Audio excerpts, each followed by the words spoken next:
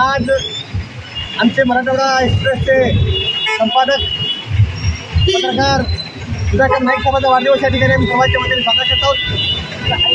नाईक साहेब गेल्या अनेक दिवसापासून पत्रकारिता करत असताना प्रत्येक समाजाला न्याय देण्याचे काम त्यांनी केलेलं आहे।